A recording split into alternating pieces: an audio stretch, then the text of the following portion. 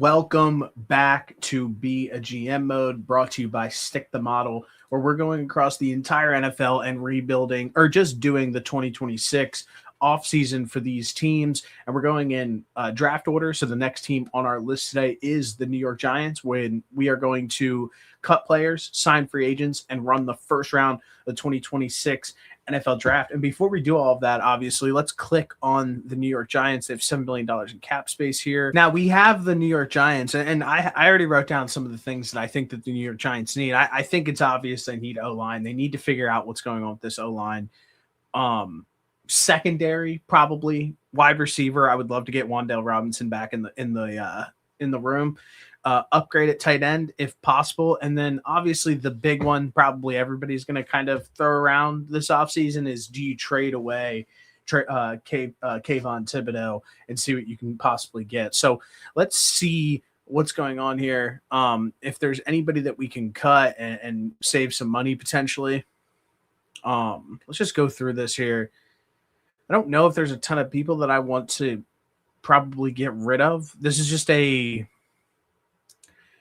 cash-strapped team at this point. Can we potentially like restructure someone's deal here, like future dead money if cut with void year? Let's just restructure this deal here.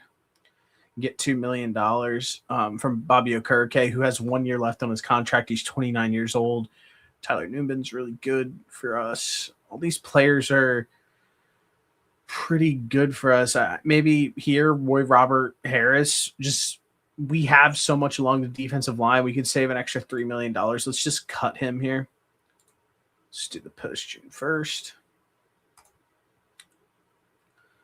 Let's cut him. We have $13 million now. Is there anybody else that makes sense? I don't think so. Honestly, I think Devin Singletary makes a ton of sense to cut here as well. Let's get him out of the building. I think that that's an absolute no-brainer. We have Cam Scatterbo obviously was hurt. Will he come back into form? Maybe. I like Tyrone Tracy, but can we figure something else out at running back where we could potentially save some money? I like that. Everybody else, let's just keep here. Tyrone Tracy. And then let's look at some of our pending free agents that we have coming up this offseason. Cordero Flott, he's going to be a free agent. Wan'Dale Robinson, Illuminor, which I'm good with him walking. Russell Wilson, obviously I'm good with all these guys walking here. A lot of these guys I don't care about. My main concern and my main thing that I'm circling currently going into this offseason is I would love to potentially keep Wan'Dale Robinson. Wan'Dale Robinson's 24 years old. He's I wouldn't say really good, but I think that as a supplemental piece with whenever Malik Neighbors is back on the field, he could be very good. I mean, he's had a 1,000-yard season, ton of catches. You know that he's reliable if he can stay healthy. So let's keep him. Let's then go down to what's next, and that's trades. Denver wants Theo Johnson. Philly wants Theo Johnson. Carolina wants Theo Johnson. New England wants to get rid of Kayshon Boutte. Pitt offers Jalen Ramsey. First things first, get rid of this one. That one makes no sense. I don't want Blake Cashman. I don't want Kayshon Boutte. And I wanted, coming into this, I threw out the idea of potentially upgrading the tight end position. Like, is that a possibility? I like the idea of sending him off to Denver for pick number 62. If they're offering it, I don't know how realistic that is, obviously, but I would like to upgrade the tight end position. I don't think Theo Johnson is somebody who's like a must have, and we can get pick 62 from this. So let's accept that one. And then obviously the other one goes away. Don't want Jonathan Cooper. Now I do want to potentially throw out the idea of trading Kayvon Thibodeau, which a lot of people have thrown out, and I think that it's time that we just explore what's a possibility here. Is he on edge? What do they have him listed at here? Linebacker. It says very unlikely. I think it's pretty likely that they could potentially trade him here. And the question is what does that exactly look like? And who are some teams that need edges? And one that comes to mind right away is probably, I'm going to write this down here just for my own sake as I talk through this. Probably the New England Patriots. And another team that I think is the Chicago Bears. And I think a good trade candidate, because we have a possibility where we think that this wide receiving room's maybe a little weak. I think Wan'Dale's going to get a decent amount of money. There's a somebody who that I think that we can get off the Chicago Bears who could upgrade the wide receiver room automatically. Let's go. Wide receiver here. And that's DJ Moore. You have Luther Burden that you took in the draft. They clearly like him. They have Roma Dunze, who they took in the draft. Those guys are 22 and 23 years old. At tight end, that they obviously have two guys that are really good. So let's add DJ Moore here. And I think that like in a deal like this, where where the Giants are giving up a young edge rusher for a 28-year-old wide receiver, I think that could be a possibility where they would have to throw in another pick. So let's throw in a number 2. It looks like that they're not. What happens if you throw in a first year? Okay, no. I feel like that's not as realistic. So let's just add in a second. Let's just offer this trade. Chicago accepted the trade, but reluctantly. So what we just did is we sent out Kayvon Thibodeau. Like we talked about, we have so much depth along this defensive line. We still have that high-end talent. We just took Abdul Carter. We have Brian Burns. We have Dexter Lawrence. Let's get rid of Kayvon Thibodeau. Let's bring in DJ Moore, and we get another second-round pick for this upcoming draft. So I really like that move there. I don't think that there's anything else. Let me just check here. Who do they have at quarterback? Okay, Jameis Winston will definitely be their backup. So let's continue here now. Again, shout out to whoever is making this at Stick to the Model. All of this, I don't know what any of this means. I'm not going to pretend to, so I'm just going to skip all of that. And real quick here, you see right away, we're not going to be able to sign Wan'Dale. We're not going to be able to sign Cordero Flott. So that's why we went ahead and we took that risk on grabbing somebody like DJ Moore, who I think could just be an upgrade over Wan'Dale Robinson. He's a little bit older, obviously, but I think that he's an upgrade over there. Everybody else here, I think we're probably going to let walk. And let's go into this free agency class of some potential names that we can sign. And it's not looking great. Somebody that sticks out right away is Greg Newsome, Melofanu. I don't know. Is that how you say his last name? Joshua Williams, Jadeveon Clowney, Rico Dowdle, Josh Jobe. That's Russell Douglas. So this is the interesting one here. I automatically want to go to tight end because there are some good names in this tight end class this year. I wanted to get Dallas Goedert. It's not looking like that's a possibility. Zach Ertz is never going to play again. Really sneaky sign here would be Jake Tunges, who kind of popped off after George Kittle went down this year, and I think that he could be a sneaky like tight end, and he's pretty good. Let's get him. What's market value? Can we get him a little bit below market? And honestly, I want to sign this guy to a 3-year deal. Offer accepted. So we just we're going to confirm the signing. It's going to take away half our cap here, but we signed Jake Tunges to a 3-year, $5 million deal. Oh, it doesn't take away. My bad. I read that wrong. Okay, so we addressed the tight end position, and so I'm going to cross that out here. We addressed wide receiver. We addressed tight end. We upgraded. I feel like automatically when we're looking at this, I feel like we upgraded tight end. I feel like we upgraded wide receiver automatically. I think Jake Tunges is a big upgrade over Theo Johnson. And we also got that second-round pick from Denver for him. The next position I want to go here is I want to just see if we can find a cheap O linemen here that we could bring in because we're going to need somebody. And I think that I would love to take a risk on somebody who just like hasn't really worked out. And that's probably like a Trevor Penning. I don't really want Cole Strange. He's kind of no good. Braxton Jones is an interesting one.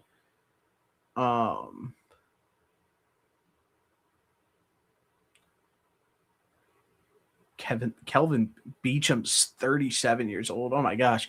So there's two guys that I really like here. I like Elijah Vera Tucker, which he's kind of the everybody who needs an offensive lineman. He's a cheap dart throw that it could possibly work if he comes and signs there. So I'm going to sign him to a 1 year deal, like a prove it deal. I'm going to try to get him for just 1 year, $3 million, 20%. I'm going to pay 3.7 for 2 and get him in the building.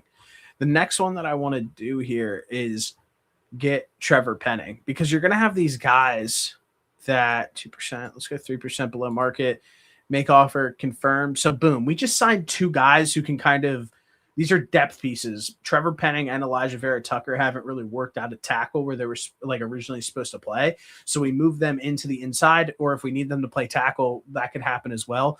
So I think that we're going to obviously address the tackle situation in this upcoming draft. So let's now go into some potential corners that we can sign. And after I sign one corner, I'm going to go ahead because we just don't have the money to spend in any way, shape, or form. Sante Samuel Jr. is an interesting play. Kaiir Elam is a legacy play. He just hasn't really worked out anywhere he's been. I really like a potential Tyreek Woolen here. I think that if we're getting him for this cheap, let's just sign him to a 2-year deal. Let's go. See if we can. We got a penny pinch a little bit here. That's all there is to it. Accepted 2-year deal from Tyreek Woolen. So we just kind of upgraded the secondary a little bit. That would be something that I would like to potentially upgrade in the draft if we were going to be going deep into this year's draft, but obviously we're just going to do that first round. So let's confirm that signing. And I think that that's pretty much it. Our cap is tight. We have $3.9 million, and let's just continue to the draft here. And again, we're just going to do the first round only, just because for obvious reasons, if I start getting into the deep rounds, it's a pointless thing to do. Let's start here. Okay, the New York Giants are on the clock. Fernando Mendoza, Carnell Tate, Arvell Reese, and Ruben Bain. Geez, we have 2 tackles on the board here who I absolutely love. And I know that a lot of people have sat around and played with the idea for the New York Giants to take one of these wide receivers. And I don't think Carnell Tate goes to the Jets. If he does, I'd be shocked. But you have to look at somebody like Jordan Tyson or Carnell Tate when you're up on the board and be like, man, do we need those guys? I don't think they do. I think that it's most important to get protection for Jackson Dart and really see what you have for him.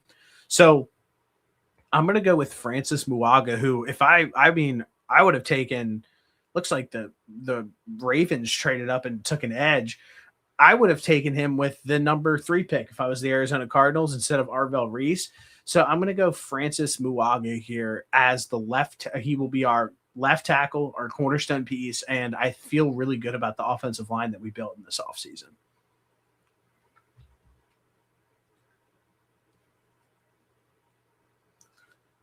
And it is over.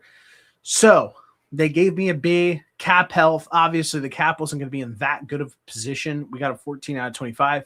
Did the needs get filled this offseason? 18 out of 30. Future outlook, 20 out of 20, which I like to hear. I would rather be, this team obviously isn't going to win a Super Bowl this year. Can we take the next step? And obviously they feel like that we set up for the future pretty well. And then roster moves, 21 out of 25.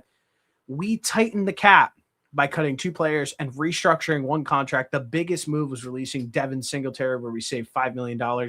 We traded Theo Johnson to Denver in exchange for pick number 62 in this year's draft. And we traded Kayvon Thibodeau to Chicago in exchange for DJ Moore, the 2026 57th pick in the draft. And then free agency, we had 3 signings headlined by Elijah Vera Tucker, and we selected Francis Muaga with the first pick in the with our first round pick in the 2026 NFL draft. We obviously have a tight cap.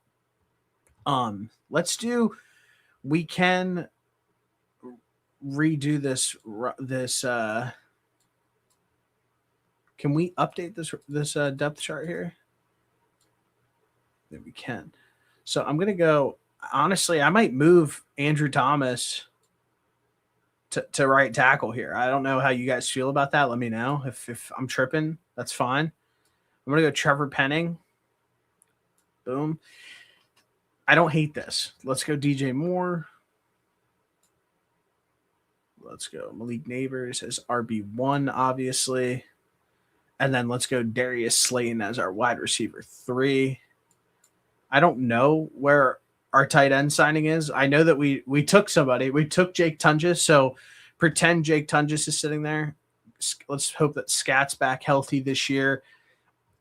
Just straight looking at this updated depth chart for the New York Giants, we got the quarterback, we have the running backs, we upgraded the wide receiver room, and I feel like we upgraded the tight end with Jake Tunges isn't going to be there, and we got this O-line in a lot better place than it was last season.